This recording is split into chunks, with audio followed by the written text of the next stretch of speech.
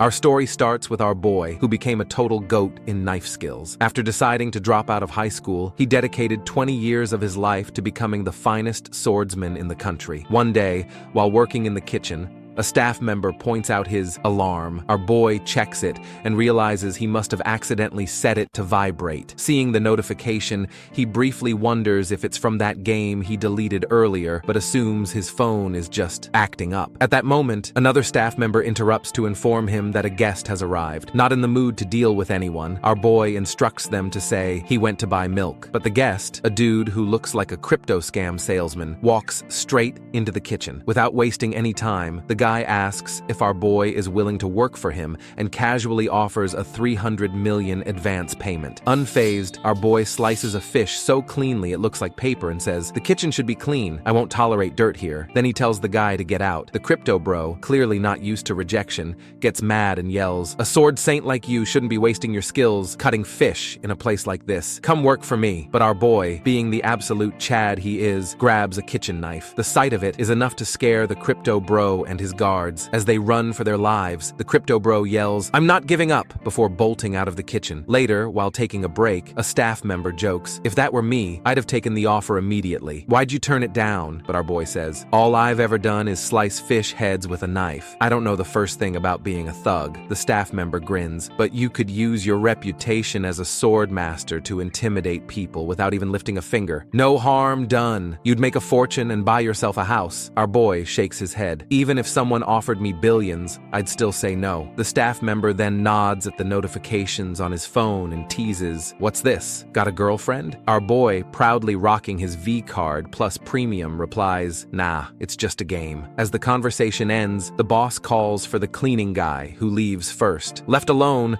our boy reflects on his past. He remembers how his family went bankrupt when he was young, forcing him to grind every single day. He wonders if he's been too focused on earning money, losing sight of everything else. Just then, his phone vibrates again. He looks at it and sees a notification. The Demon King's invasion of the academy isn't over yet. Curious, he taps on the notification and opens the game. As the screen lights up, a prompt to touch the screen appears. Hearing the nostalgic soundtrack and seeing the female characters, he can't help but think, "My waifu is still as beautiful as ever." But before he can process anything else, the phone flickers, and then our boy is blinded by a bright light. Meanwhile, the same staff member from earlier calls out, "Hey, the boss is asking for you," but it's too late. Our boy has been isekai'd. The staff member shakes his head, assuming our boy has just gone to take a shit, but his phone left behind on the rooftop has the message says, "Transfer complete." We get more into the details about the game, which follows a pay-to-win model with a standard auto-hunting system, just like countless mass-produced mobile games. But the reason our boy is playing this game is because he became a weeb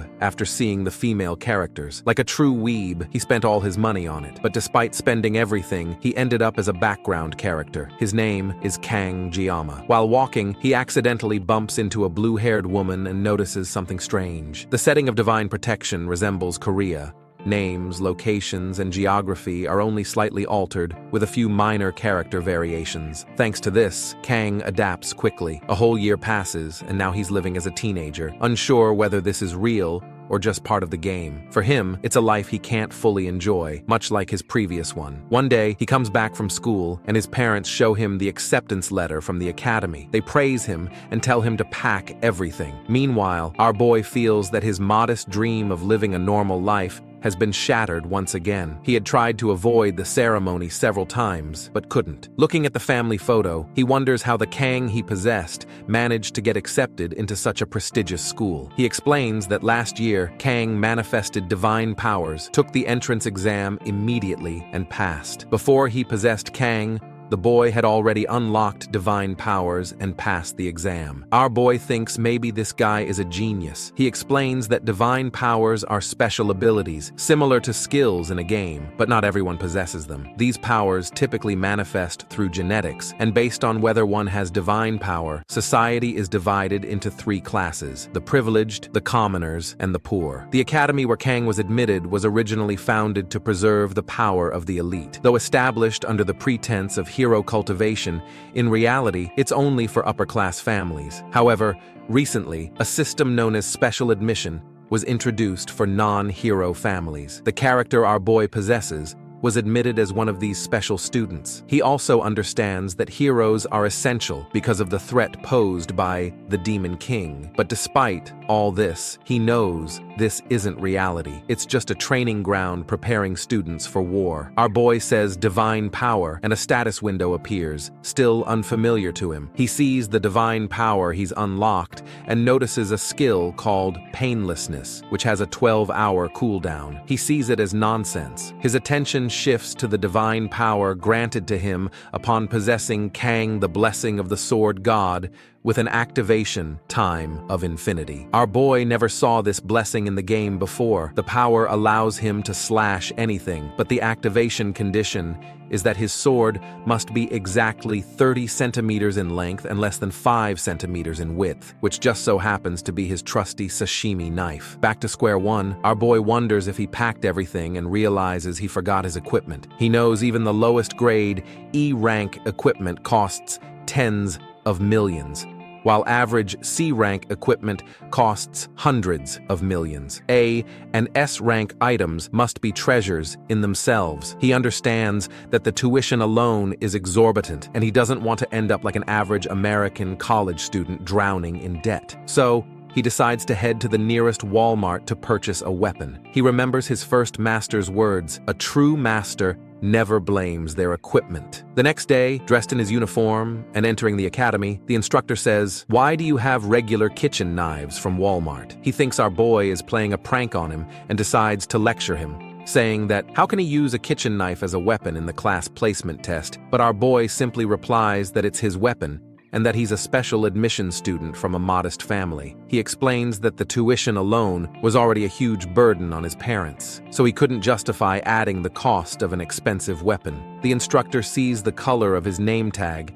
and understands that for a student not from an upper-class background, the academy's fees would indeed be overwhelming. He feels guilty for pushing away such a sincere student. Our boy then says, "Blaming equipment is something only amateurs do." With that line, the instructor sees our boy's unyielding spirit and concludes that he's the real GOAT and approves his weapon. Meanwhile, the students behind him recognize him as a special admission student. They whisper among themselves, wondering how someone like him ended up in such a prestigious academy. The instructor shuts them up, warning that after the evaluation, depending on their actions, he can either be their angel or their devil. Hearing this, our boy gets PTSD from his past and decides to step outside for a break. He finds a bench and feels relieved that he's completed the equipment inspection and survived the entrance ceremony. Now, all that's left is the class placement exam. As he sits there, he realizes that he will be studying for the next 3 years. He thinks about how the academy looks different compared to the graphics in the game, feeling that attending a school meant for the upper class feels unreal, especially since he had to drop out of high school due to family circumstances in his previous life. Then, the class placement test is announced. Students are instructed to gather at the training hall by 1 p.m. He says that while the entrance ceremony is over, the class placement test remains important. He must familiarize himself with his knife. He remembers his master's advice, never put the knife down, even for a single day. Even while you sleep, keep holding it. Kang feels as though he's unconsciously adopted his master's habits. After 20 years of living by the knife, he wonders if a 1-year break has dulled his skills. He removes the cover from the knife and finds it far better than expected. So, he decides to test it by cutting a leaf. But suddenly, the system alerts him that the weapon has met the activation conditions, and the blessing of the sword god activates. However, since both his physical body and the weapon are at too low a level, the system initiates suppression to synchronize with the user. Shocked, our boy can't believe that simply drawing the knife triggered the blessing. As the synchronization completes, the system wishes him, "May the blessing of the gods be with you." Then, an extreme pain strikes his entire body, and he realizes that if this continues, he's going to die. Suddenly, the world shatters like glass. He finds himself in a new space and realizes he's living in the Matrix. He drops the knife, and the world becomes normal again, bringing him back to reality. However, his body still feels the pain. While he understands the activation of divine power, he wonders if the chaos surrounding him is linked to the sword god's blessing. The backlash is unbearable, and although the divine power of painlessness offers some relief from mild soreness, it can't alleviate this kind of agony. Our boy realizes that using his skill in this manner means he can't use it again. Then, an announcement comes for all students to gather at the hall immediately. Our boy sees the sashimi knife and decides to pick it up for safety concerns. He tries to pick it up, hoping it will be okay this time, but the sword god's blessing activates once more, and he feels pain again. Meanwhile, in the training hall, all the students have gathered. Parents chat about how much they spent on admission, but suddenly, they see an old man who is a 7-star hero, King Siegfried, a descendant of Aaron Nibelung and the direct disciple of the founding hero, Valor. Seeing him, the parents quickly return to their seats. Then, we get our first mommy character in this series, the 7-star hero, Media Poison. She says, "It's been half a century since we last met, but the old man says you still haven't begun dressing like an academy director, and turning 70 doesn't seem to have effect on you." Wait, she's 70? Anyway, she says that age is just a number, and every woman wants to remain beautiful until her last day. She offers to use her blessings to make Siegfried look 10 years younger. However, Siegfried dismisses her offer and says that humans should prioritize their inner nature, but she calls him an old fart, irritating the old man. She also says he's changed a lot and brings her to places like this. She assumes his granddaughter must be quite beautiful, and they both realize the test is about to begin inside the training hall. Our boy sees that he's the only one with black hair, and the others think he might be a foreigner. Suddenly, a girl enters the hall, capturing the attention of every student, including our boy. She is none other than Abel von Nibelung, the granddaughter of the Sword Emperor and the main heroine of the game, the sole reason our boy spent a fortune on the game. The subspace was created by the ancestral hero Balor when he established the academy. It is a separate dimension where pain and damage are real, but the consequences don't carry over to reality. In this space, even taking someone down is overlooked, as there's no interference from the outside world. Siegfried and Media discuss the tradition of subspace battles. This year, they're trying something new, a battle royale format. Participants will be split into groups of 10 for a survival game with no restrictions on equipment. Siegfried notes that removing restrictions will give privileged students an unfair advantage. Media explains that a compromise was necessary since the academy is largely funded by the nobility. She had to work hard to introduce this new system. Inside the training hall, all the students start simping over the granddaughter of the Sword Emperor. Meanwhile, our boy is stunned to see her in 3D, so much more real than her in-game counterpart. While the other students are fools for trying to approach her, he admits he might have been a simp just like them if he hadn't already known better. Having played the game, he knows Abel possesses the Miracle Blessing M, which ties her to the game's protagonist. In this world, beautiful people always seem to have someone by their side. As a special student, he feels out of place and decides to live a peaceful school life. He sets 3 principles for his future: finish his studies without any incident, secure a conventional job, and live safely. While heroes earn big bucks, just drawing his knife earlier left his body trembling. He starts looking for other comfortable jobs. While lost in thought, an announcement declares that the exam for the 783rd year of Hoken Academy has begun. The rules are explained. It's a battle royale among 10 randomly assigned cadets. The top 3 will join the prestigious Star and Dragon classes, while the bottom 3 will be relegated to the ordinary class. Class placement depends entirely on this result, with no time limit. Recognizing the setup from the game, our boy decides to finish quickly and avoid drawing his knife unless absolutely necessary. As the subspace generation device activates, the exam begins. Group after group finishes their evaluations. Media notes to Siegfried that Abel's time of 7 minutes and 14 seconds is impressive. Wanting a fair test, Abel used a C-rank weapon to achieve this result, placing her among the top 10 in Academy history. Though she couldn't break Siegfried's record, he acknowledges it as fitting for his bloodline. Preparing to leave, he dismisses the final group as unimportant, until everyone senses something strange. Then the sky shatters, and some students fall from above,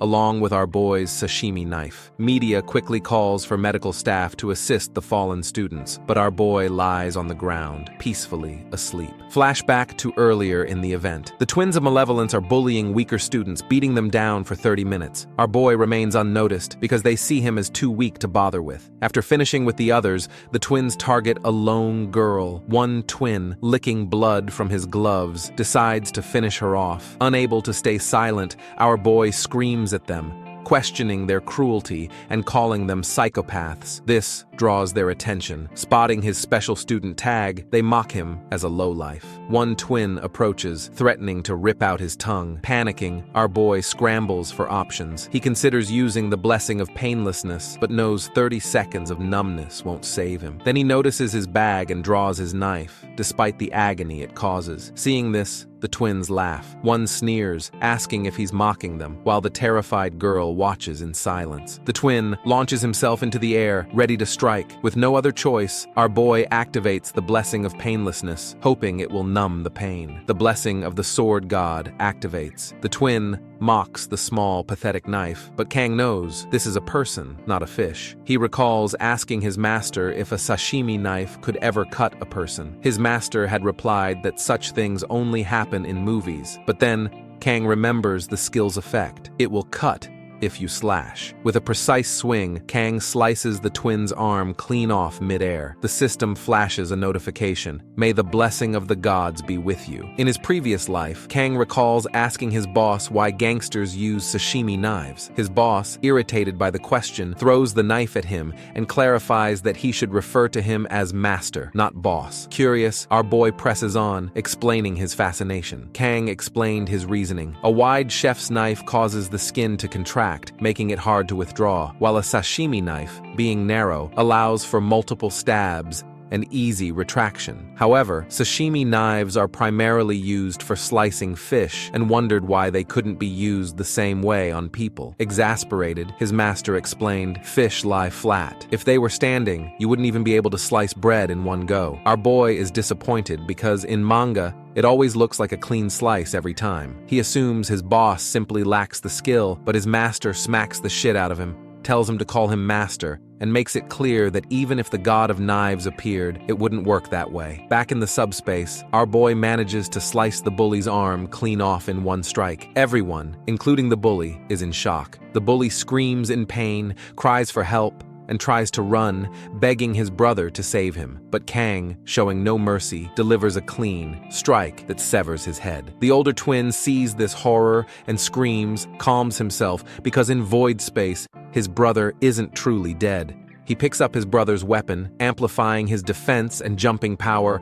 and prepares to face Kang. Confident in his 3 A-rank blessings, privileges, and he launches himself to strike. For a moment, Kang blinds him with his movements. When the twin regains his sight, he sees multiple knives lodged in his body. He looks at Kang, who still holds the sashimi knife. In a final breath, the twin mutters, "Black Ghost," before collapsing. The blessing of painlessness ends, and Kang feels the full backlash of his actions. Overwhelmed by pain, he loses consciousness. Kang wakes up in a hospital bed. As he rises, a man with a long nose announces the student has regained consciousness. To his surprise, Kang sees the 2 7-star heroes, Siegfried and Media, standing before him. Media asks our boy about his health. Confused, Kang wonders why they're here. Siegfried wastes no time and demands to know what Kang did during the exam and about the strange sensation everyone felt earlier. Kang realizes it wasn't just his imagination, it really was him. Noticing Siegfried ready to draw his sword, Kang explains that while it was a pocket dimension, the actions of the other students went too far. He states he is ready to accept any punishment without complaint. Media intervenes, asking Siegfried why he's treating a student so harshly. She reveals that while Kang was unconscious, it was Siegfried who unblocked his blood vessels, saving him. She pleads, "Give him a break for my sake." Media's words fluster Siegfried, who turns into a Lego man. Kang, now feeling as light as a feather, realizes the treatment has restored his body. Media explains that while he was unconscious, they reviewed the footage of the subspace battle, including the moment when he threw himself to protect a pitiful female student, and she thirsts even more and calls him the prince she's always dreamed of. and starts flirting with him while the old man decides to stop and asks Media to show some dignity. She reassures Kang that no repercussions will arise from his actions and reveals that the twins only got into the academy by licking the boots of the elders. They will be withdrawn from the academy, much to Kang's relief. Finally, Media and Siegfried inform Kang that he is the top scorer in the exam, which shocks our boy. While they congratulate him, Kang realizes he's back to square one. So much for living a peaceful life. After some time, in an office building, Media says it's been 20 years since she became the head of the academy, and she has never heard anything like that before. In a flashback, our boy rejects the offer to promote to star class, shocking both Siegfried and Media. Confused, Media asks Kang if he understands what it means to be in star class, wondering if she heard him correctly. She explains that while the elders were furious, this decision was determined directly by the subspace itself. Kang pauses for a moment before replying that despite everything, he still doesn't like it, further shocking both of them. Returning to the present, Media asks Siegfried if he is upset that Kang took the top spot instead of his granddaughter. Siegfried, having seen the footage himself, replies that there is nothing more foolish than questioning the judgment of the subspace. He acknowledges that Kang's skills were outstanding and showed a level of sword mastery beyond expectations. When Siegfried unlocked Kang's blocked meridians, he felt something that shouldn't be there, yet somehow it was. While he is deep in thought, Media suddenly starts simping for our boy, saying that if she were 10 years younger, but then she quickly adds that she could still do it now. She then asks Siegfried for his opinion, to which he responds, "Do you know what students call a girl like you these days?" Curious, Media asks him to continue, and Siegfried drops the B word, instantly pissing her off. Later on, our boy heads to his class, thinking that this is the best compromise he could have made. Media promoted him to a class higher than Tiger class, but told him to keep it a secret. He wonders if he could have just laid low instead of getting caught up in some power struggle. As he enters the class, all the students glance at him, but the moment they see Kang's green name tag, they immediately lose interest and go back to chatting. Kang is surprised that he was completely ignored, which means the headmaster managed to keep everything under wraps. He thinks this might actually be a good thing. At that moment, a red-haired girl approaches Kang and thanks him for saving her back then, leaving Kang speechless. She then reminds him about the subspace incident. Hearing this, Kang wonders why she is using formal language when they are the same age. Our boy tells her there's no need to thank him since anyone would have done the same in that situation. However, the red-haired girl replies, "That's not true." In his mind, Kang thinks that it seemed like he saved her, but in reality, he was just trying to survive. He then points out that they haven't introduced themselves yet, so he goes first. The red-haired girl then introduces herself as Chloe. Our boy responds, "Nice to meet you, Chloe." Kang hadn't expected them to be in the same class. Internally, he wonders who Chloe is, as he had played through most of the game, but doesn't recognize this character. As far as he knows, the later stages of the main story focus on the battle with the demon tribe, so it's unexpected to see a new character appearing at this time. Finally, Kang realizes that Chloe, like him, might just be a background character. Kang asks Chloe if she can keep what happened during the exam a secret, and Chloe replies, "Of course." Just as Chloe was about to say something else, the teacher enters the classroom. Oh, it's the same guy who inspected our boy's weapon. He introduces himself as the instructor of the Wolf class and congratulates the students on their admission, encouraging them to be proud of this achievement. Since it's the first day, Instructor Lee announces that they will begin with some simple physical training. He instructs the students to change into their training clothes and gather at the training ground within 30 minutes. One of the students asks about the training course, which consists of a simple routine: 100 push-ups, 100 sit-ups, 100 squats, followed by 10 laps around the training ground. I think bro follows Saitama's training, and the only thing missing is eating a banana. Our boy immediately thinks the instructor is training all the cadets into becoming bald-headed, cape-wearing heroes. Trying to escape this one-punch man training, he asks the instructor for a break, claiming he is feeling sick, which is a classic move that works in real life. I did it in my school days. However, the instructor shuts him down, reminding him that he is the star of the class and that the headmaster gave him permission to attend all classes. Our boy thinks, "Damn that old hag," and asks for permission to use the restroom to unload his load, but the instructor gaslights him, saying, "See you in the training ground." At the training ground, our boy feels exhausted from all the running. All the other students are ahead of him, and Kang feels like he is about to pass out. Chloe approaches him and asks if he's okay. Our boy weakly asks what lap they're on, and she replies, 5. Then she casually mentions that she's already on her 9th lap and cheers him on to do his best before suddenly dashing ahead like Usain Bolt, leaving our boy completely shit-faced. Later, in his dorm, our boy downs an entire crate of water and lies down in his bed, feeling hungry. Facing an unexpected problem, he goes to buy some food at the counter, only to find they accept only meal tickets. He decides to buy a ticket, but sees the prices. And I gotta say, what the hell are they cooking there for these kinds of prices?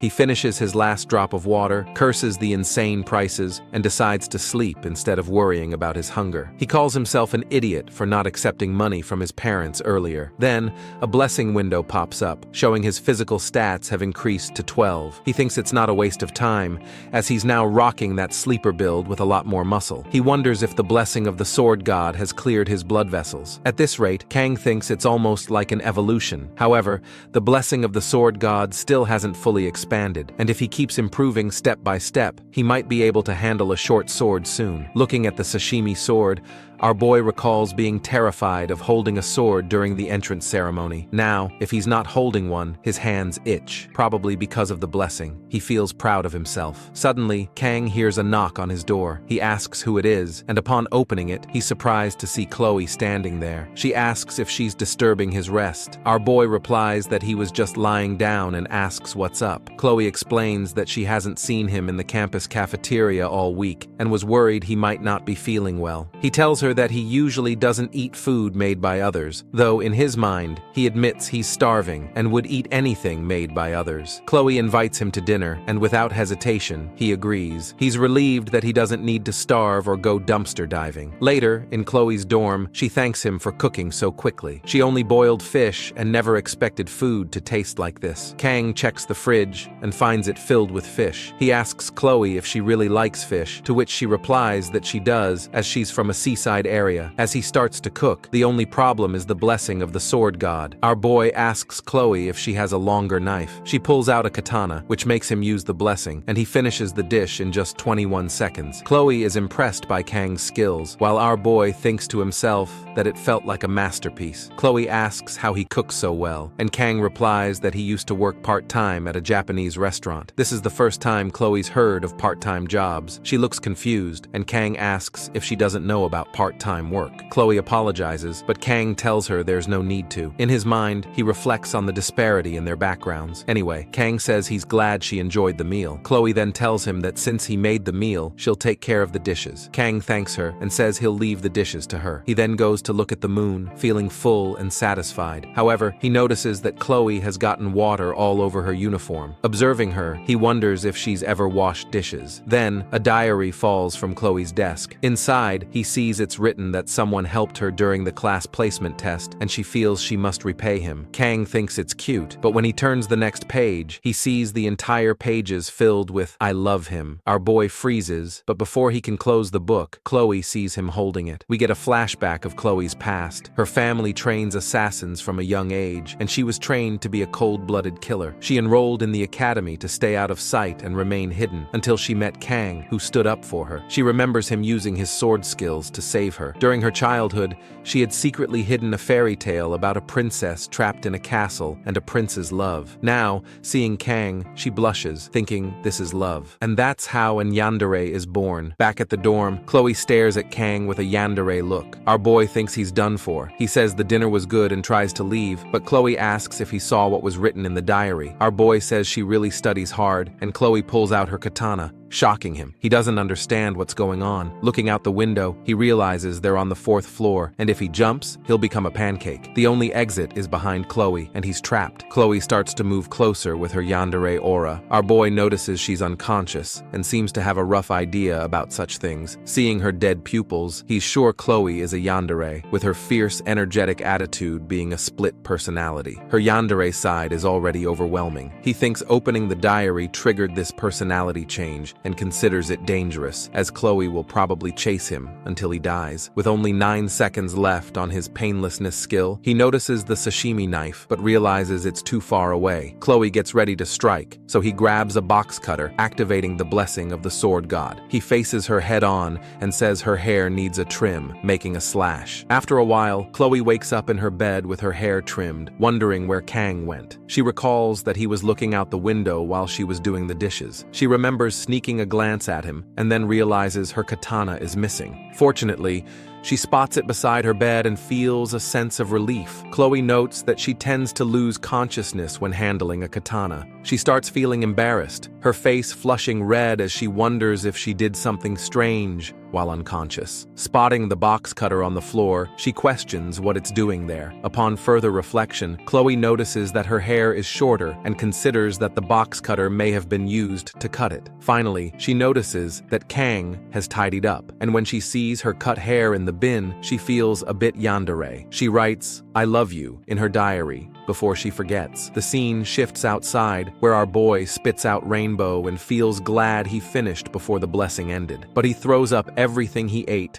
and feels hunger creep back. He thinks he got lucky with Chloe because if he'd been ambushed, he would have been dead. In the end, he only managed to cut her hair and escape, doing a quick cleanup afterward. He reflects on how, when he was thrown into this game, he had no ambitions. For someone like him, who's good with sashimi knife skills, there are only 2 other legendary blessings, and the protagonist gets an OP sword, while our boy can only use sashimi knives. Moreover, since entering the academy, his continuous encounters with unrealistic figures and situations have made him forget his goal. Kang thinks he has stopped for various reasons. Come to think of it, isn't there even a single ordinary person in this world? He has a vague understanding of the game. It's been just over a week since he entered the academy, and according to the story, the main character's blessing should be activating around now as they're finishing enrollment. This means the real story is about to start. Kang seems to know the general plot, but he hasn't seen the ending. Of course, knowing the official story up to the midpoint is an advantage. Whatever happens, Kang decides to follow the official route. If everything gets mixed up, it'll just waste whatever merits remain. If Kang's memory serves him right, the story darkens significantly from the second semester of the 3rd year. The birth of a hero and the demon race will unify their forces under demon lords and threaten the academy. The conflict between demons and humanity will eventually escalate into a world war. Following the typical fantasy plot, all the characters will die, and Kang gets pissed off, deciding to delete the game. With that thought in mind, what's even more chilling is that this terrible war is supposed to happen in this world, and Kang wonders if he will die too. But then he realizes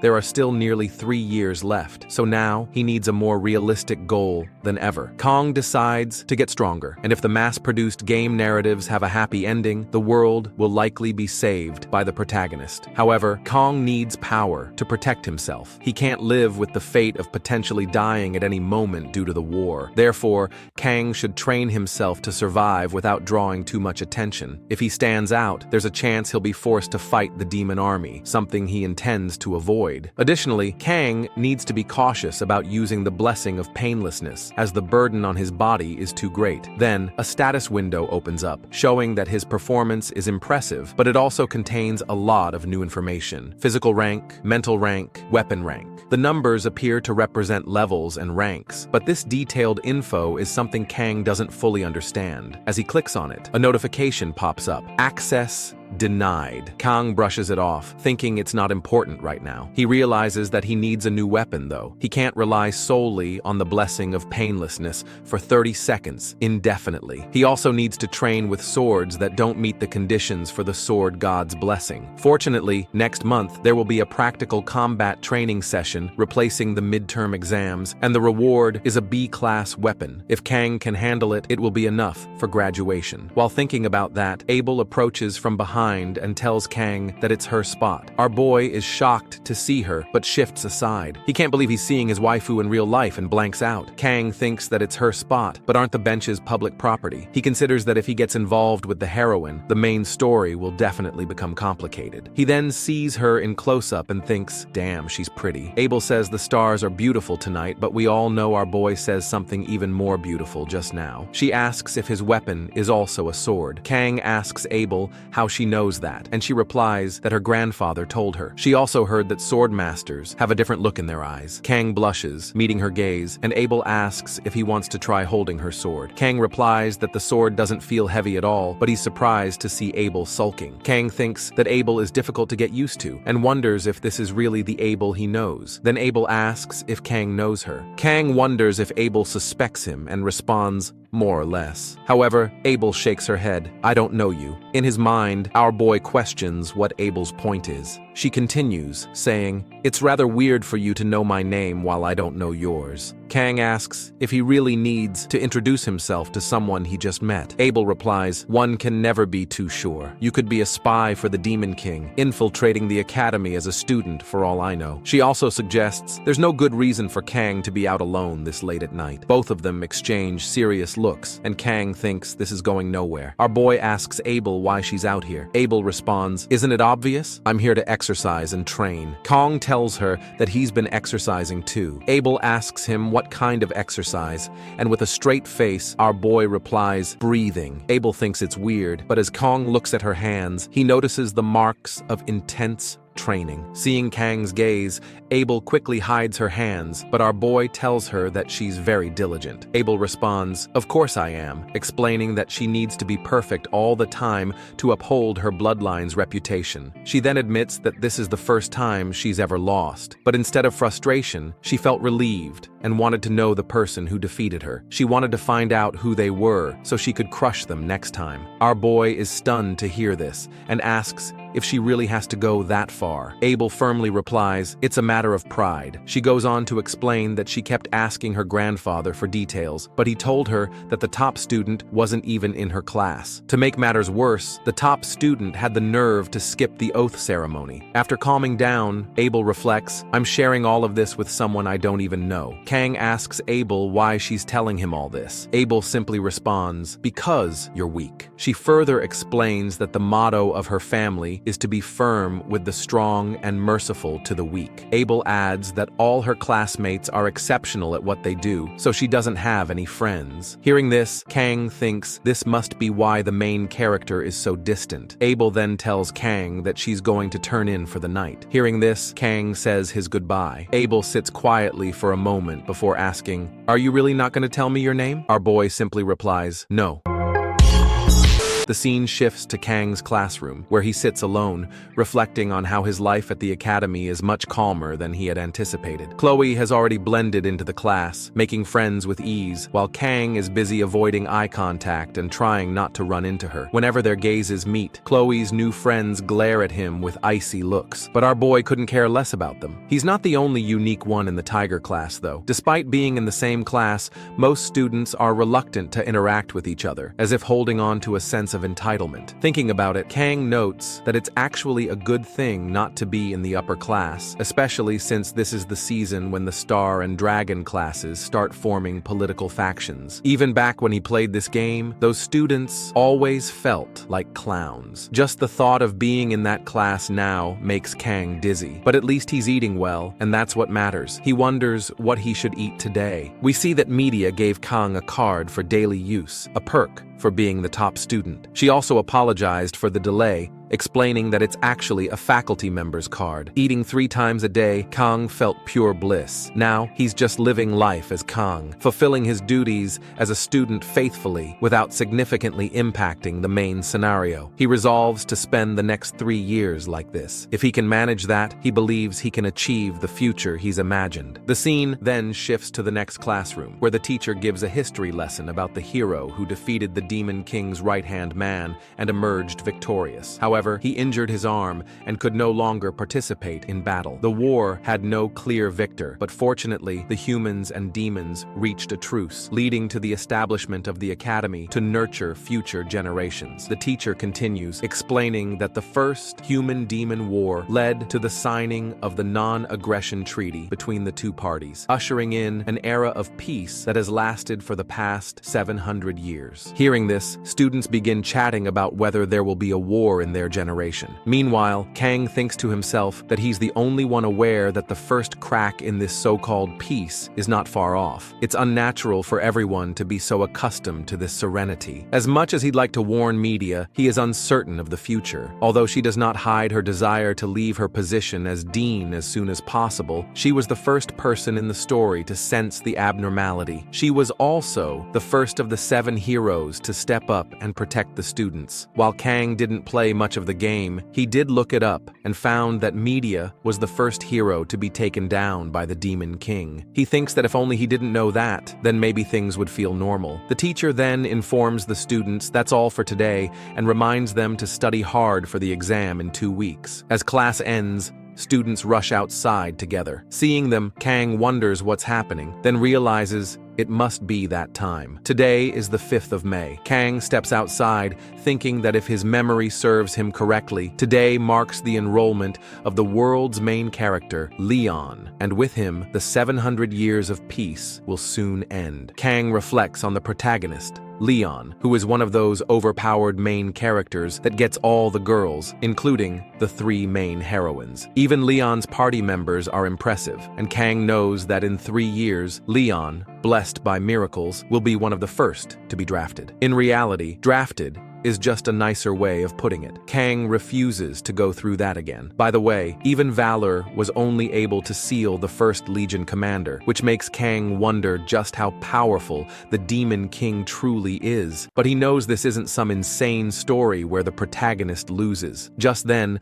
Leon looks at Kang and smiles, surprising him. Kang reflects on the power of the blessing of miracles and assumes that Leon, as the protagonist, will be able to handle things on his own. Our boy notices that Leon has a trustworthy face and, without realizing it, finds himself convinced. The scene then shifts to the training hall, where Kang practices with a wooden sword. After a few swings, he realizes that deviating from the standard technique means the blessing doesn't manifest. He needs a certain level of skill in swordsmanship to make use of it. Just then, Chloe approaches him and asks if she made a mistake. Surprised, Kang wonders when she arrived. He tells her nothing happened, but Chloe presses, "Really?" Our boy keeps his answer vague to avoid another yandere episode, and Chloe feels relieved. Kang, however, wonders about Chloe's true identity. She had been able to wield a sword even while unconscious, a blade filled with sorrow, yet still imbued with killing intent. It made her all the more dangerous. Chloe then asks Kang if she can invite him to dinner that night, wanting to repay him. Of course, she's not as skilled in cooking as he is, and as Kang thinks about dinner, he gets PTSD from what happened last time. However, seeing Chloe's hopeful puppy dog face, he hesitates. It feels awkward to refuse, but if he accepts, he might get into trouble again. Then, he comes up with an idea. Instead of dinner, he asks Chloe for a favor. He wants her to teach him swordsmanship. Hearing this, Chloe is happy and eagerly asks what he needs. A few moments later, Kang, holding a wooden sword, thinks that he needed a swordsmanship teacher anyway, and Chloe is frighteningly strong. He wonders if this is a good excuse, considering that since that day he makes sure to watch How to Survive a Yandere before bed. Inside the training hall, Chloe asks when Kang arrived, mentioning that she had been waiting for him over there. He replies that he just got here and asks about her. Chloe says she also just arrived. Suspicious, Kang asks for the time, and Chloe tells him it's around 6:30. He reminds her that they agreed to meet at 8, and Chloe simply smiles. As Kang looks at her outfit, Chloe asks if something's wrong, but in his mind, he notes how ripped she is when not in uniform. No wonder she's so strong. Kang hands Chloe a wooden sword, and as she takes it, she asks why they aren't using real swords. Kang says they should use wooden ones to avoid injuries. Chloe smiles and calls him kind. As she swings the wooden sword, Kang is stunned to see her aura manifesting even through the wooden weapon. He wonders just how strong Chloe's aura is. Gripping his wooden sword, he decides to be careful. Suddenly, a status window opens, and Kang confirms whether he can use the wooden sword without activating the blessing. He sees that the sword's specifications are fine and his physical growth is steady, but he wonders if the blessing normally has additional effects like this. He doesn't recall it working this way before. Observing Kang standing still, Chloe asks if something is wrong. Kang apologizes and reminds her that today is his first time practicing swordsmanship. so she should go easy on him. Chloe agrees, and Kang gets ready, signaling the start of their sparring session. As they face each other, Kang reflects on his practical approach. In his past life, he believed that seeing is believing. To become a master in any field, hard work alone isn't enough. His quick adaptation to the academy is also a product of all the knowledge he has absorbed. Chloe gathers her aura and charges at Kang with full speed. He barely dodges, surprised at how fast she is. He told her to take it easy, but she seems to be in a league of her own. She strikes again, and Kang blocks it, but her strength is incredible, barely managing to hold his ground. He tries to counterattack, but Chloe jumps into the air and prepares to strike again. Her speed increases even more. Kang braces himself and takes the hit head-on, but Chloe doesn't stop. She relentlessly strikes from different angles, pushing Kang back. Her strikes are extraordinarily heavy, and if this keeps up, he might get seriously injured. As Kang reaches his limit, he struggles to find an opportunity to counterattack, but then his wooden sword breaks in half. Seeing this, Chloe apologizes, saying she meant to go easy, but ended up breaking his weapon. At that moment, Kang's broken sword meets the conditions for the blessing of the sword god, and the blessing activates. Our boy loses control. His expression twists into something terrifying. He looks like a serial killer. Chloe backs off, unable to understand what is happening. She asks Kang if he is okay, but he doesn't respond. His consciousness fades. In his mind, he finds himself back in his old kitchen. A fish lies on the cutting board, and he contemplates which knife to use. But the system interrupts him, saying he can't choose. Instead, it tells him to just do what you do best, and presents his sashimi knife. The system asks how he feels, and Kang replies, "It feels perfect." The system reassures him, "Just leave everything to me." Back in reality, the system activates heat. Chloe asks if Kang is okay, but he slowly walks toward her and then suddenly charges with full force. Stunned, Chloe barely manages to block his strike, but he is now stronger than before. The force of his attack pushes her back, slamming her into the wall. Kang seems like a completely different person. He wastes no time and attacks again, exuding a murderous aura. Chloe, though confused, realizes she must stop the match. Chloe calls out his name in desperation. Inside Kang's mind, he's still in the kitchen, trying to slice the fish. But every time he tries, it dodges. Frustrated, he wonders why it's so noisy. Then, suddenly, he hears Chloe's voice calling his name. Back in reality, Kang's wooden sword is embedded in the wall, just inches away from Chloe. Snapping back to his senses, our boy takes a deep breath and says, "Let's stop here for today." Chloe, despite everything, simps for him, finding him sweet.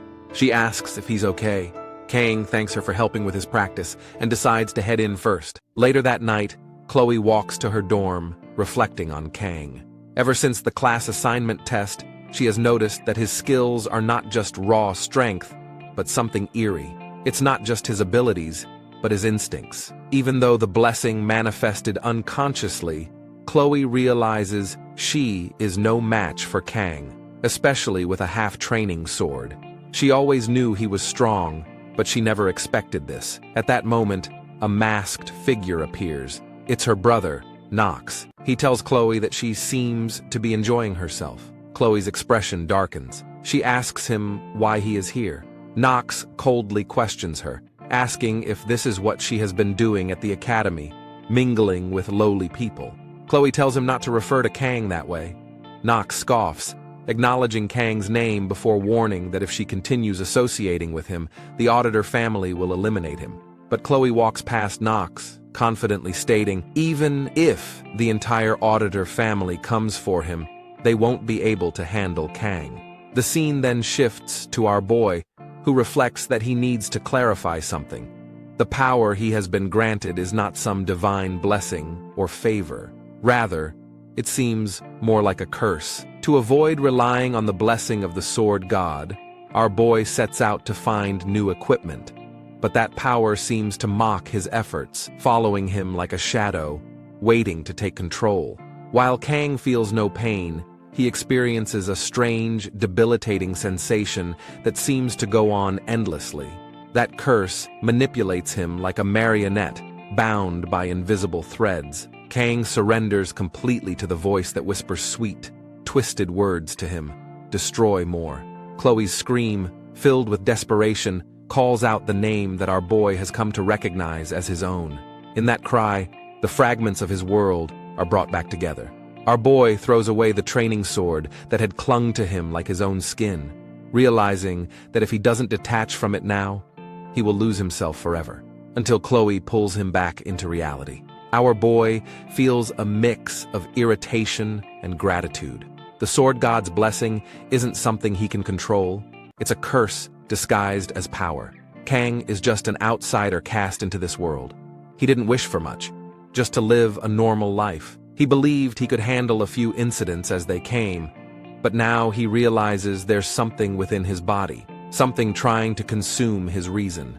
This was never a blessing. Rather, it was a curse solely intended to devour Kang, the art of the reverse heavens. After 3 days, in the classroom where all the students have gathered, we see Chloe chatting with her friend. Ever since the day she trained with Kang, our boy hasn't been seen. It has now been 3 days, and Chloe even went to his room to check on him, but all she heard were sounds of pain from inside. She finds herself missing the way Kang would sit in class, deep in thought, resting his chin on his hand. She's lost count of how many times she watched him like that. At first, she thought she had fallen for Kang because he saved her life, but maybe that was just an excuse, because right now, she truly misses him. The scene then shifts to the next day in the classroom, where Instructor Lee instructs everyone to keep quiet. He announces that today's training has been replaced with self-study due to the rain. He notes that Kang still hasn't shown up, but assumes our boy must have his reasons and trusts that he will return.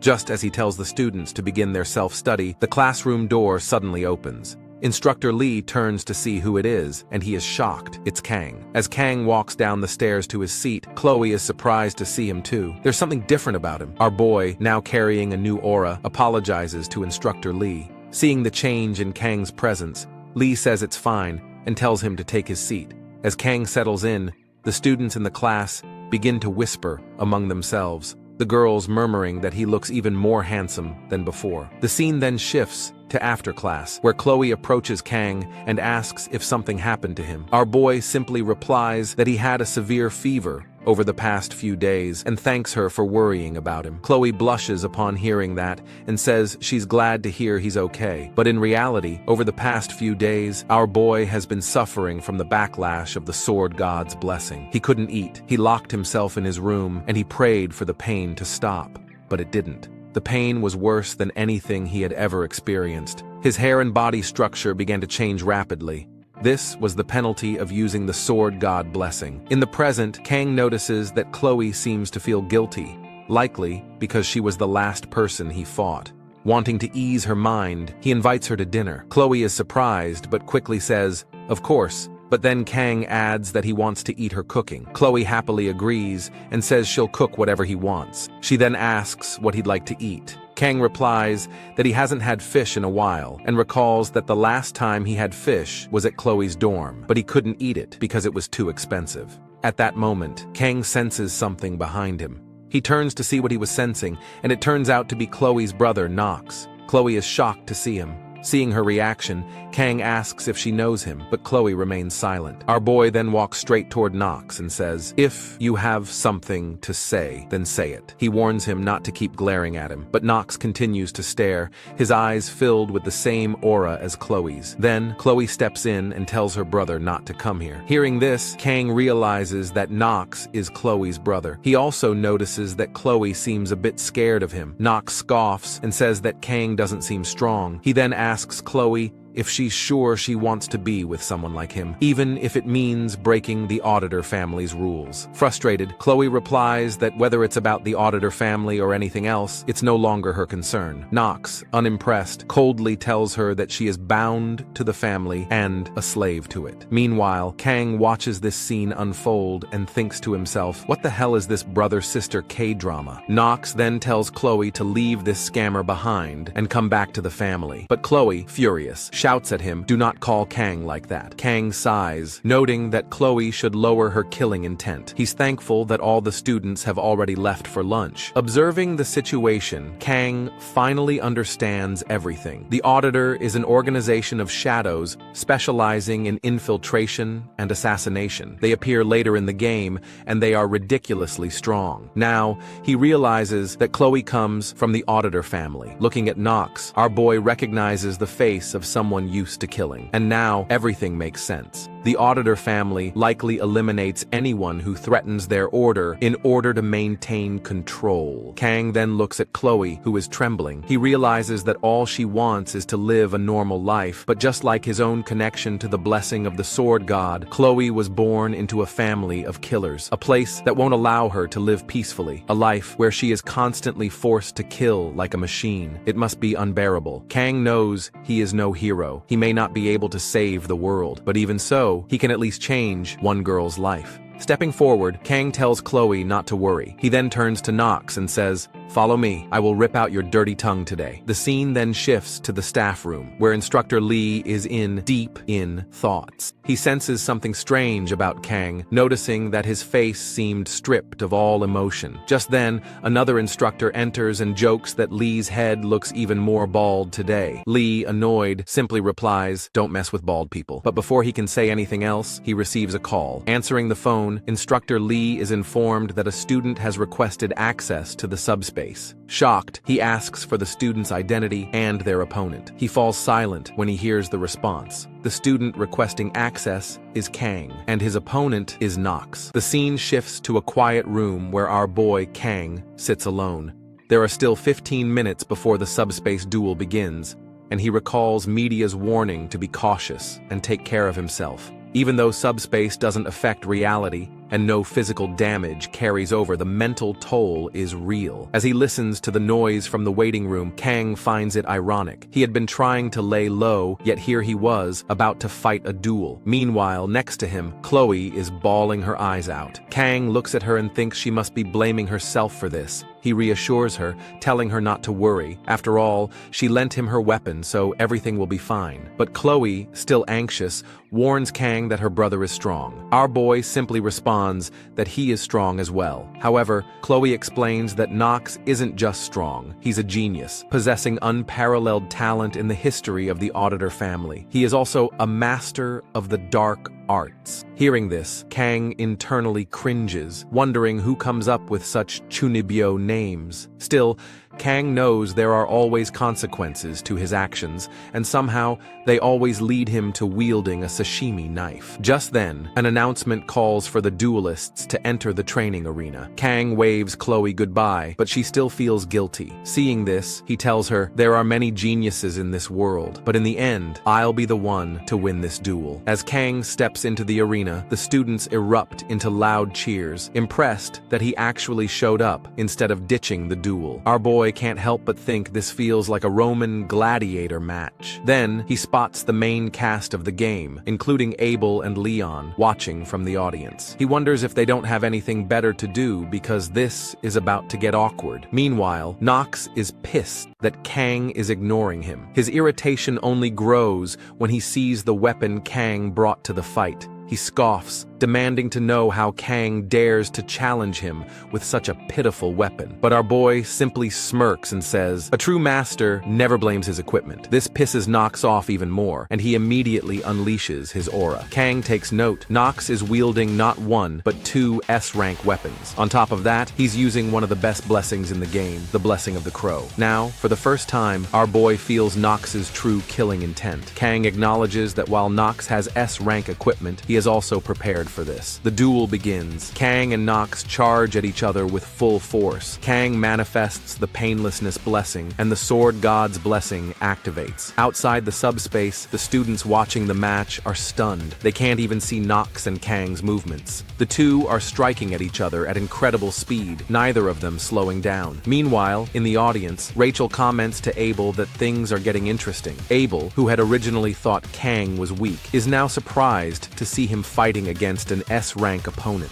Back in the duel, Nox finds an opening and uses his special technique to land a decisive strike. However, Kang dodges at the last second, leaving behind an afterimage. Nox is stunned. He never expected Kang to dodge that attack. The other students whisper in disbelief, realizing just how strong both fighters are. But Nox loses it. He's enraged that even after using the blessing of the crow, Kang dodged his attack like it was nothing. His frustration fuels him, and he decides to use even more powerful strikes to cover a wider area. But then, Kang drops one of his sashimi knives. Nox, confused, demands, "What the hell are you doing?" Our boy takes a stance, pointing the rose blade toward Nox. Seeing this, Nox's anger boils over. He thinks Kang is mocking him. A commoner like him dares to look down on him. Enraged, he begins gathering his aura, preparing to unleash his most powerful attack. He starts monologuing about how Kang will regret this, but before he can even finish his sentence, Kang moves. With God's speed, our boy flashes forward and blinds Nox. In that moment, Kang realizes something. No matter how much he tries to resist, the sword god's blessing is always there, controlling him. This power is like a curse, one he cannot escape. So, if running from it isn't an option, then he'll embrace it.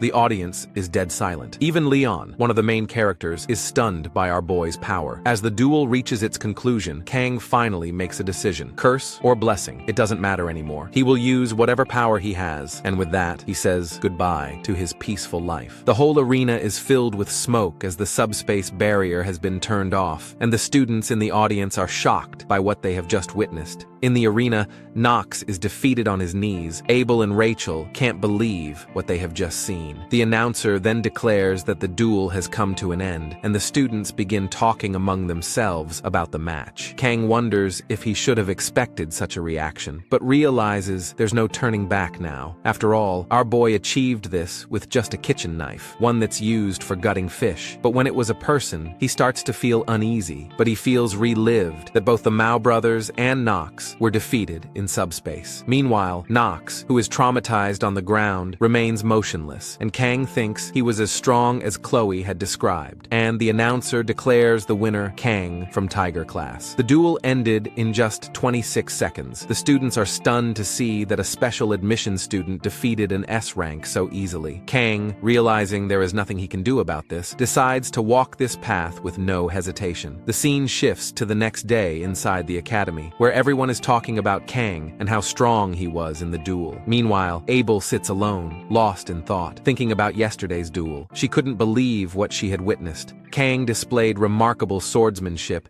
using only 2 kitchen knives. Abel had always taken pride in her knowledge of swords, being the daughter of a sword master, but now she finds herself feeling hopelessly naive. She never imagined someone could be that skilled with such ordinary blades. Abel then remembers her first encounter with Kang. She realizes that the top student her grandfather mentioned is Kang, and she gets mad, not only because he is stronger than her, but also because he hid the fact that he was the top student. She gets pissed about it and slams her hands on the table. Hearing the noise, Rachel wakes up and asks Abel what's going on. Abel quickly calms down and apologizes, saying it's nothing, but Rachel still asks if something is bothering her. Abel explains that she hasn't been able to train recently, so she's feeling a bit sluggish, but Rachel presses further, pointing out that something seems off about Abel's expression. Abel pretends not to understand, but Rachel keeps asking questions. Is she hungry? Abel denies it. Did she leave her equipment at home? Does she need to go to the bathroom? Abel says it's nothing. Then Rachel asks if she's having boy trouble. Hearing that, Abel blushes, and Rachel is shocked to see her reaction. Rachel laughs, saying she didn't think Abel would be interested in romance. Abel, still blushing, insists that's not the case. Rachel then asks about the lucky man Abel seems to be thinking about. She asks if it's Leon, but Abel stares at her with a blank face. Rachel finds it odd that Abel is still apprehensive about Leon. Then Rachel asks if it could be that special student from yesterday. Abel's expression quickly changes, and seeing this, Rachel thinks she hit the jackpot. She grabs Abel's hand and says, "Let's go." Abel asks where they are headed, and Rachel replies, "To the tiger class, of course." The scene shifts to the tiger class, where Rachel confidently enters, leaving all the tiger class students shocked. And this guy is literally drooling. "What the hell, man? Get a life." As they walk forward, Abel tells Rachel they should go back, but Rachel tells her not to worry. At that moment, Rachel climbs onto a desk and makes a Superman pose. She starts looking for our boy. Then, a tiger class student approaches and warns Rachel that regardless of her status, she shouldn't be standing on the desk. That's going too far. But Rachel hits him with that charm attack, and that dude folds and calls her beautiful. Meanwhile, Abel thinks, what the hell is she doing? Then she finally spots our boy sitting with Chloe. Seeing Chloe, Rachel briefly wonders if she's our boy's girlfriend and thinks this is going to be fun. Chloe, who is simping for our boy, suddenly has her expression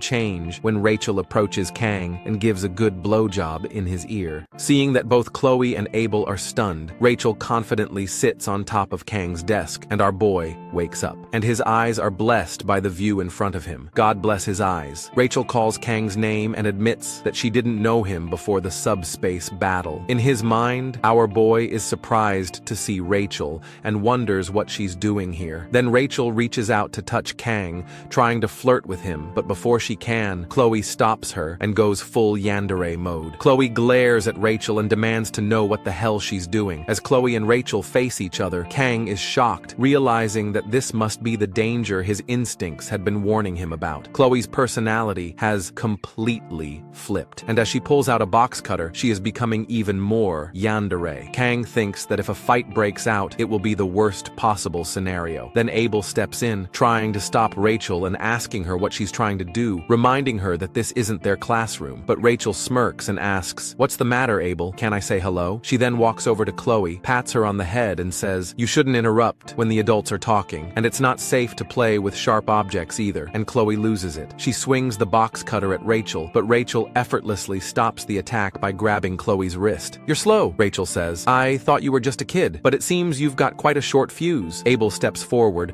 telling Rachel to cut it out, but Rachel doesn't listen and yeets Chloe away in the air. Chloe manages to regain her balance and land perfectly on her feet. The students in the class made a face like they just witnessed a goal. Meanwhile, our boy just wants to leave. We get more details on Rachel. She's a high-class student and the niece of a spear saint. She lives by her clan's motto, "Skills are useless in the face of overwhelming strength." Rachel then turns to Kang and asks if Chloe is his girlfriend. Our boy quickly replies no, and Chloe gives him that death stare. Kang clarifies that Chloe is just his friend, but in his mind, he wonders what the hell this situation even is. As he looks around, he notices that Abel is there too. Kang then asks Rachel why she and Abel came looking for him. Rachel grins and says, "It seems like Abel was interested in you and wanted to see your face." Abel immediately gets flustered and protests, "When did I ever say that?" Rachel smirks and says, "Isn't that why we came here?" Abel quickly corrects her. "You're the one who practically dragged me here." Rachel shrugs. "I thought you wanted to see Kang. That's why you followed me." Abel can't counter that and mutters, "It was a misunderstanding. I didn't ask to come here to see him." Hearing this, our boy thinks to himself that Abel should just leave. He then flatly states, "If you don't have anything else to do, then you should leave." Rachel and Abel are stunned by our boy's cold response. Rachel clings to his arm and says, "You're really an interesting guy, and I like guys like you." Our boy replies, "That's a relief to hear, but I'm far from interesting." Rachel then casually invites our boy to her dorm for some Netflix and chill, and Chloe screams, "Get away from my Kang." Hearing that, Rachel starts laughing and mocks Chloe. But before things escalate further, Abel unleashes her aura. Seeing Abel's anger, Rachel smirks and turns to Kang. "It was fun meeting you. I'll see you later." But our boy straight up says, "Don't come back." As Abel and Rachel leave, Rachel says her goodbye to Kang, and our boy finally thinks it's over. He hits the bench and immediately goes to sleep. As Rachel leaves, Abel can't help but glance back at Kang before exiting the scene. Then, the scene shifts to the corridor outside, where Rachel thinks to herself. At first, she only went to the tiger class to tease, but after seeing Kang face to face, she realized there was something different about him. His gaze was so sharp that she felt like her throat had been cut. A chill ran down her spine, just thinking about it. She now understood that Kang was definitely a step above all the students she had seen at the academy. Initially, she had no real interest in him, but now she believed she might have gained something unexpected. Her clan pulled no stops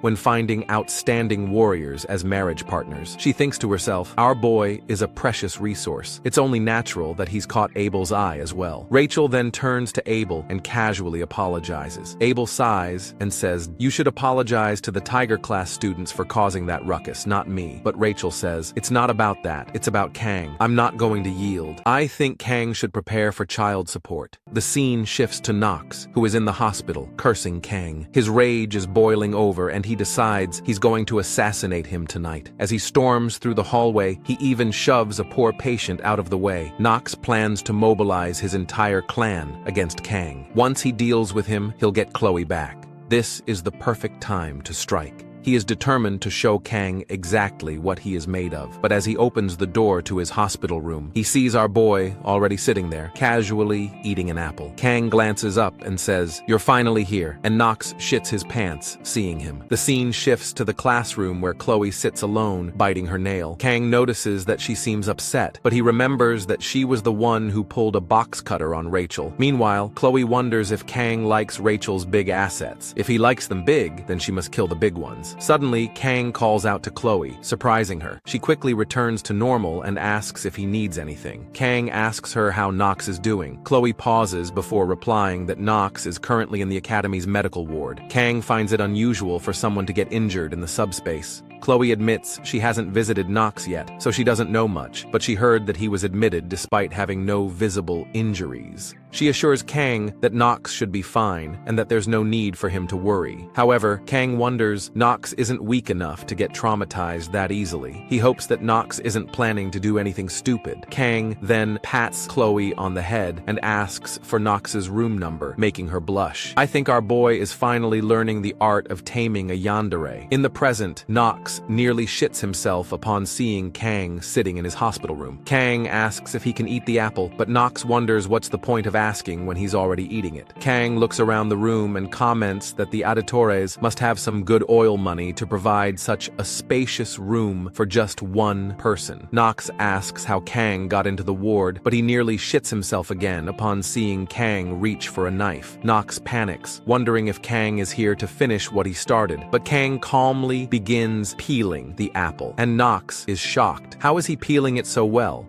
Kang neatly slices the apple, places it on the table for him, and gets up to leave. Before stepping out, Kang tells Knox that if he has trouble digesting regular food, he should stick to eating fruit. Knox gets pissed and tries to pull a hidden blade in Assassin's Creed style, thinking he could take Kang down right now. But before he can act, Kang warns him. If he even thinks about doing something stupid like revenge, he will chew up the entire Auditore family. Knox falls to the ground, turning to see that Kang's aura has sliced the apple. Outside, Kang thinks that now that he has taken care of Knox, things will go smoother. He also thinks his bluff has paid off because, in reality, he can't take care of an entire clan in 30 seconds. Maybe around 10 people in that time, but he'd rather avoid unnecessary killing. Kang feels like he's getting used to life in this world. As long as Knox doesn't stir up any more trouble, he no longer needs to worry about him. However, our boy now has another problem, Rachel. He wants to avoid her as much as possible because, in the original game, she was the one who approached the main character first and even fought the main heroine, Abel, over him. Kang thinks he needs to take things slowly, especially with midterms approaching. Checking his phone, he reminds himself that he needs to lock in and get that reward, a B-rank sword. This test involves subduing a demonic monster in groups of 5. Regardless of class, the Academy places heavy emphasis on teamwork, believing that while individual skill is important, trust in comrades is even more crucial on the battlefield. Although Kang finds this setup annoying, he's fine with it as long as he finds the right teammates to carry. The monsters featured in this test are mermen, which are super gross. Even when he played the game, he thought they were disgusting. He thinks he might throw up if he sees them. At least the mermaid, pretty good to goon at. But then he recalls that in this world, mermaids are considered demonic humans and are part of the demon forces. Demonic humans are far more dangerous than demonic monsters. But thankfully, as a student, he doesn't have to deal with them. Reflecting on his time here, Kang realizes it has already already been a month since he arrived. He thinks the night is peaceful. Speaking of peace, it has been 700 years since humans and demons swore a truce. However, just as human history isn't free from war, this world has also seen many conflicts, both large and small. For example, Vasmon, the commander of the 6th Legion, once claimed he would revive the commander of the 1st Legion. Crossing the line of truce, he attacked humans. After a week of battle, humanity emerged victorious, and the 7 heroes were born. Although 3 heroes fell, neither faction wished to escalate the conflict further, and peace has continued to this day. Kang wonders if Baylor, the one who sealed the 1st Legion commander alone, was even human. Checking his calendar,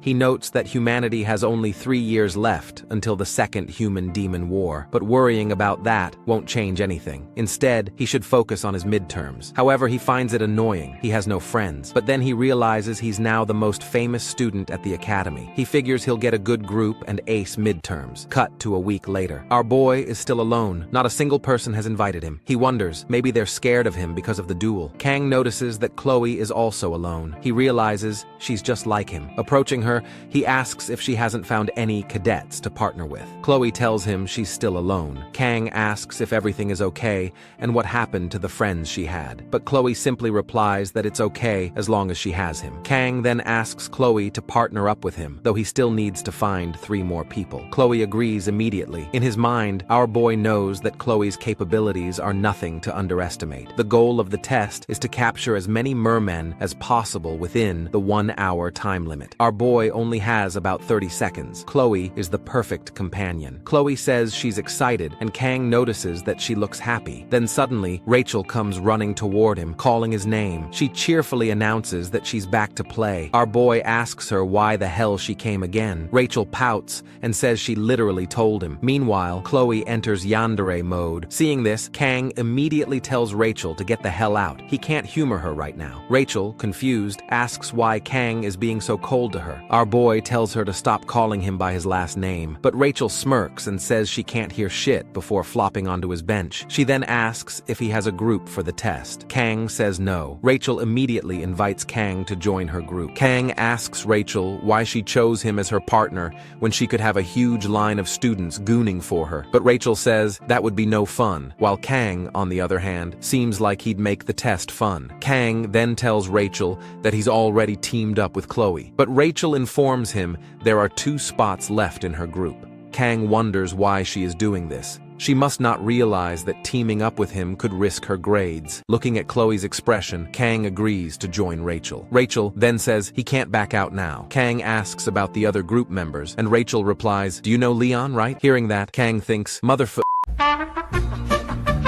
He wonders why everything has to go to shit. Getting involved with heroines is already enough for him. At least they are good to goon at. But Leon is a whole other thing. He is the main character of the game, and Kang has zero clue how the story may change. He even tries to see if he can switch groups. But Rachel had already submitted his name on the application before she even approached him, leaving our boy pissed. He even considers pulling a knife on her. Then Chloe approaches Kang with her yandere aura and asks if something is wrong, since he hasn't looked well since Rachel left. Kang explains that he's just a bit overwhelmed by teaming up with the Star Class cadets. Chloe tells him he is the GOAT of this class and that no one is as strong as him. Our boy thinks to himself that he was the one who asked Chloe to team up with him in the first place. There's no way Kang can leave without Chloe and just hopes everything will be alright. Kang asks Chloe when and where the group meeting is. Chloe says the blonde said they are meeting at the cafe in the main building at 6. Kang suggests they should head over now, and Chloe agrees. The scene shifts to the cafe, where Chloe downs an avocado smoothie. Meanwhile, Kang wonders why they are charging 50,000 won for green soup. He drinks his espresso, but it tastes like shit because they didn't add any sugar. Since this cafe is run by an outside company, faculty cards don't work here, and our boy gets scammed. Kang decides he won't be coming back. After a while, Rachel arrives with the rest of the team. She apologizes for being late, and Kang sees Leon, but he also notices another guy with him who looks like a delinquent. Then Leon approaches him, extends his hand, and greets him. Leon tells Kang that he was impressed by what he saw in the subspace a few days earlier and feels reassured knowing Kang is part of the group for the exam.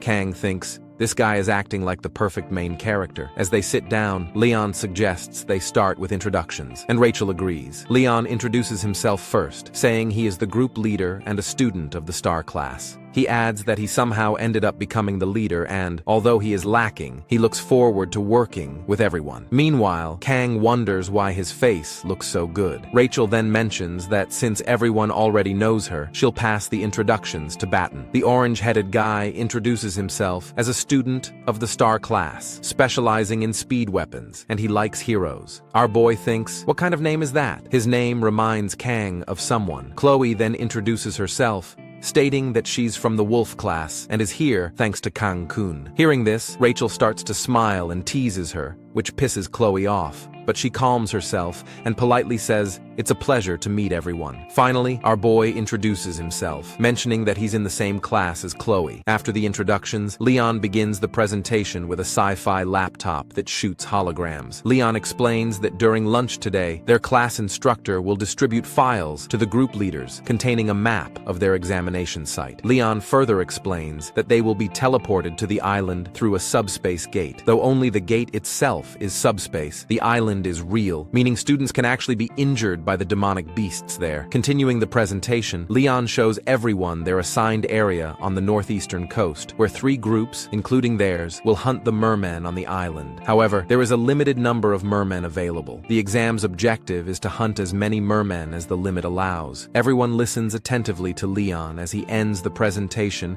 and asks if anyone has questions. Batten says the island is known for having mermaids, which could be risky. Leon reassures him that the instructors have thoroughly researched the area in advance to ensure student safety. Chloe then asks if groups within the same zone are allowed to ambush or battle one another. Leon replies that the objective is strictly to exterminate demonic beasts, and conflict between groups would likely lead to disqualification. Chloe nods, while our boy thinks to himself that, unfortunately for Leon, their team does indeed include an assassin. Leon concludes the meeting, reminding his team members to prepare for the midterms. He also tells them to meet again tomorrow for a positioning meeting. As everyone leaves, only Leon and Kang remain. Kang realizes that since he ended up sitting in the corner, he and Leon are now the last ones left, making this feel awkward. Our boy thinks he should hurry and leave. As he stands up to go, Leon calls out to him and asks where he's from. Kang thinks to himself that he's heard a question like this before, though this time it feels fundamentally different. Looking at Leon's expression, our boy can't tell what Leon is thinking, as he could have asked him earlier when everyone was introducing themselves. But Kang thinks that question was very specific.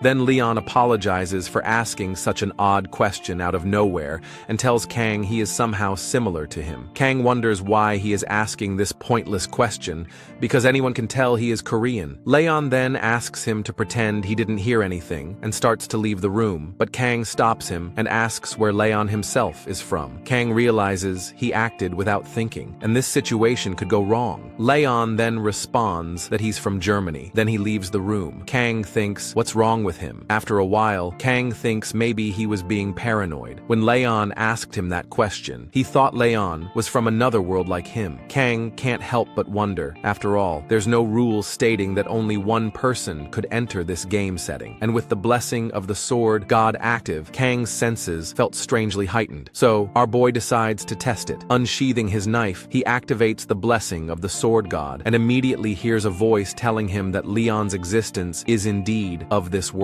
Shocked, our boy realizes he's felt this sensation before. When he activates the blessing of the sword god and concentrates, he can faintly hear a voice about Leon's existence, but it gives him a headache, and even the blessing of painlessness doesn't work. Kang is sure that the Leon he encountered today is the same Leon he played in the game, and nobody can replicate him so perfectly. He wonders if Leon really only asked that question about which country he came from. However, that doesn't explain why Leon told Kang that he couldn't help but feel our boy was similar to him. Kang even searched the wiki, but he found nothing on him. Kang then decides this will be the only time he gets involved with Leon. He thinks it's best to lock in for now. He opens the blessing window and sees he's made quite a bit of progress. Our boy's mental fortitude and armament are still the same, but Kang's physical fortitude has increased slightly due to recent training. Kang believes his armament will increase once he acquires that B-rank weapon. He also notices that his assimilation level has risen. He thinks maybe it's because he duked it out with both brother and sister. Kang is annoyed because he doesn't fully understand it himself, and it's not as if he can ask someone else about it. Then a notification appears, and Kang is shocked to see that the duration of the blessing of painlessness has increased by 10. Our boy feels happy and proud of the progress he's made through training. After a few days have passed, he trains and has meetings with his teammates, and he finally refines his sword skills. Finally, on the day of the midterm exams, Kang sees the subspace, noting how it has a completely different vibe compared to the training ground subspace. The rest of the team calls out to Kang. Our boy is surprised to see everyone's equipment is S rank. Then he sees Batten's weapon is a recorder, and Batten gets pissed and says, "What the hell are you looking at?" Rachel explains to Kang that Batten's weapon is actually one of the few S-rank pieces specialized in healing. Kang is surprised to hear this. After all, healing S-rank gear is rare, and Kang thinks it's incredible. Then, the announcer declares that the first-year midterms will now commence, and Instructor Lee says, "You can run away if you can't handle the situation," and tells the students to be safe. Leon then turns to his team, saying that it's almost time and that they should start preparing. He encourages them not to be nervous and to give their best effort. Our boy thinks that it's finally beginning. Just then, Chloe approaches Kang, and he asks her if something is wrong. Chloe asks Kang if it's strange that she feels anxious now, mentioning that she remembered mermaids can appear on the island. Our boy reassures her, saying that the instructor confirmed everything has been thoroughly checked, so there's no need to worry. Chloe nods. Instructor Lee instructs the students to get ready to enter the subspace. Kang pats Chloe's head, telling her not to worry, and Chloe thinks she will never feel worried when she is with him. Then, they enter the subspace. Our boy blacks out, but hears Chloe's voice and snaps back to reality. As he looks around, he sees everyone is terrified, and Leon is on the ground bleeding. As he looks up, he sees they are facing the boss monster, the mermaid. A few moments earlier on the island, we see everyone throwing up except our boy. Leon asks Kang why he seems fine, and our boy says that he doesn't usually get seasick. At that moment, our boy spots a merman. Kang is surprised to see it, but the merman quickly runs away. Our boy notes that the merman seems smaller than he expected and feels a bit foolish for being so serious about it. He thinks he might not even need to use his weapon, though Kang had already planned to take it easy in the rear guard position. Leon informs Kang that once they reach their assigned area, there will be fully grown merman, which are nothing like the smaller ones they've just seen, and says they need to head to the location Chloe went to scout. They move deeper into the forest and sense something. It's Chloe. She does a superhero landing right in front of our boy. Kang asks her if she had been climbing trees on her way back. Chloe confirms and says it's the best way to stay hidden. Leon then asks Chloe about the situation ahead. Chloe reports that approximately 500 meters ahead, there is a cave. As the group moves forward, they spot mermen gathered around a fire. Rachel says that there are around 50 to 60 mermaids inside. Our boy thinks to himself that if they hunt these mermen down, their team will almost certainly secure first place in the midterms. However, he also considers the risks. But in the end, the decision ultimately rests with Leon, the team leader. In a flashback, Leon assigns Kang to guard the rear against any potential threats, while Leon will lead everyone from the center, saying that the team cannot just rush in recklessly. He assures them that he will join the offense if the situation calls for it. Rachel asks Leon about her role. Leon says she will be the one to face the mermen head-on. In the present,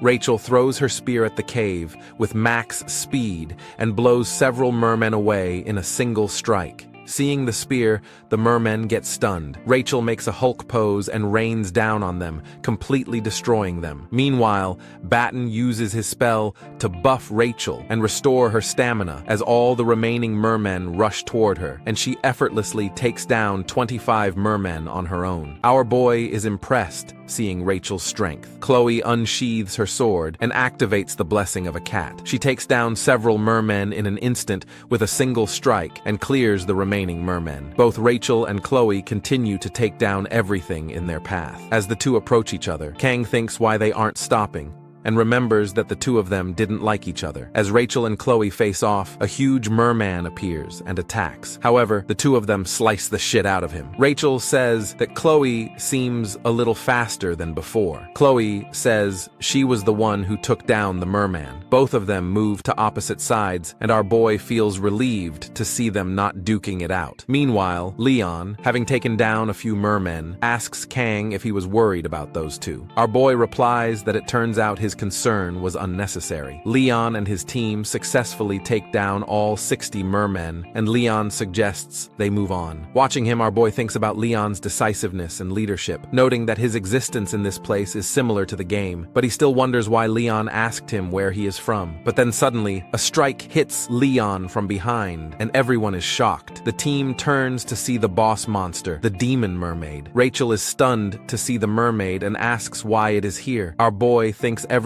had been going too smoothly, but now, in this situation, he wonders if they should run or fight. While both Rachel and Batten are panicking, our boy decides to step in and orders Batten to focus his healing blessing on Leon. Kang then instructs Chloe to leave the cave, alert the nearby cadets to evacuate, and call for the instructors. He explains that fleeing with Leon will be difficult, so Chloe must hurry and act before the mermen launch another attack. Chloe agrees and leaves the cave. Rachel asks Kang what they should do next and whether he has a plan. Baton asks our boy where he is going, and our boy tells Rachel and Baton to handle the small fries. Baton asks, "What the hell are you doing?" Our boy closes his eyes, thinking to himself that he has always disliked dealing with small fish. They require no real skill to handle, but this time he's got a big fish. He unsheathes his blade. Our boy realizes there's no turning back. With Chloe needing about 10 minutes to return, Kang concludes that there's only one option. He must defeat the boss mermaid in just 40 seconds. As Kang activates the blessing of the sword god, our boy smiles and says, "It's been a while since I've done some proper sashimi." Meanwhile, Rachel continues taking down the mermen. Several of them attack her at once, but she blocks their strikes with her spear, pushes them back, and makes them into a fish kebab. However, her stamina is slowing her down. Baton, noticing Rachel's exhaustion, wishes he could assist her, but healing Leon is already pushing him to his limits. Baton, recalling Kang's absurd strength from the subspace duel, struggles to believe that Kang is facing the demon mermaid alone. Just watching the fight fills Batten with fear, and he wonders if he should try to stop Kang. Meanwhile, the mermaid launches a strike at Kang, but our boy dodges the attack, charges forward, and leaps into the air, closing the distance. As Kang strikes, the mermaid manages to dodge and heads straight for Batten. Batten is stunned as he sees the mermaid charging toward him, but at the last moment, our boy slices the mermaid's fin with his knife. However, the strike is too shallow. Kang charges forward again, but the mermaid dives into the nearby pond, disappearing beneath the surface. Frustrated, Kang thinks to himself that predicting a mermaid's movements is no easy task, and wonders if the mermaid is deliberately targeting those who are injured. Kang sees Batten is safe and asks if he's all right, and he says, "I'm relying on you, hero," and he charges towards the demon mermaid. The mermaid unleashes a technique, summoning multiple mana fish to strike at Kang. Although Kang dodges them initially, he's caught off guard when the mana fish begin to follow him. Our boy slices through the cave wall using his knives, managing to evade the mana fish. But then, the mermaid shifts her focus and charges straight toward Batten. Rachel shouts, warning Batten to be careful. Just as the mermaid is about to strike him, Kang comes in and chops off the mermaid's hand. However, the strike is shallow once again. Our boy thinks to himself, why is he trying to do small cuts? It's time to change the pattern. The mermaid's hand falls off and shoots a massive hole in the cave, and her own mana fish hit her directly, sending her under the rubble. Baton continues to protect Leon, while Rachel scares the remaining mermen. Our boy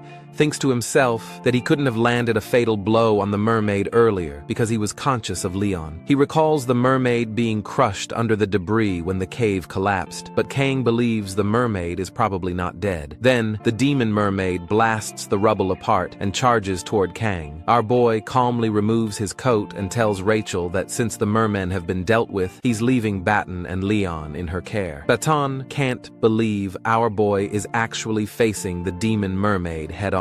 Baton reflects that he once thought Kang was just a madman, but now he wonders if he's witnessing the birth of a legend. Meanwhile, our boy rolls up his sleeves and decides to finish this within 10 seconds. The mermaid gets pissed and charges toward Kang, and our boy activates the blessing of Sword God. The scene shifts to Chloe running as fast as she can. She even uses her blessing and charges forward. She begins to feel intense pain in her legs, but pushes through. She thinks of Kang, the strongest person she has ever met. However, Kang always avoided drawing his blade unless absolutely necessary. Chloe believes Kang always made the best decisions. However, the mermaid is a powerful demon, and Chloe feels frustration. If only she had been stronger, she could have helped him. At that moment, she hears an explosion from the cave. Chloe freezes, shocked at what she sees, but she keeps running desperately, searching for help and hoping that when she finds someone, Kang will still be alive. She screams for help, but suddenly senses something in front of her. Thinking it might be a merman, she charges forward and attacks,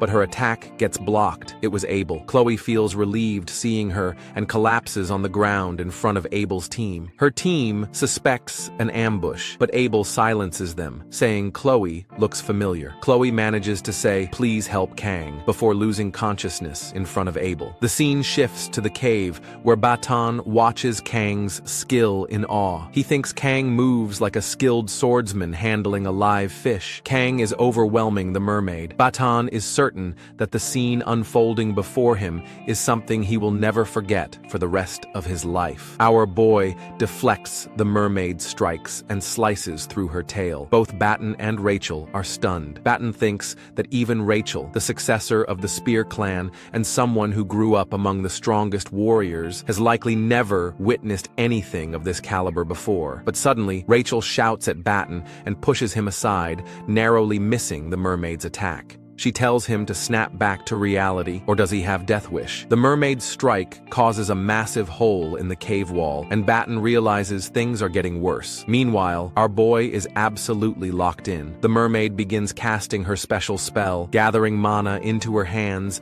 and unleashing mana projectiles aimed at Kang from all directions to prevent him from dodging. Our boy parries those attacks using his knife, but sees his blade corroding. So, he throws the knife at the mermaid and slices her in two. And bro pulls a one-punch man on her for the final strike, but the merman blocks Kang's attack. The mermaid rips out her mana core and prepares a close-range attack on Kang. Batan and Rachel shout at Kang to move away. However, Kang realizes he cannot avoid it. Then Kang blanks out and finds himself in a new space, seeing a red thread in the water. He then sees the true essence of the blessing of the Sword God, and the system guides him to slice. Our boy grips his knife and unleashes the full power of the blessing on the mermaid, and the strike is so powerful, it nukes everything nearby.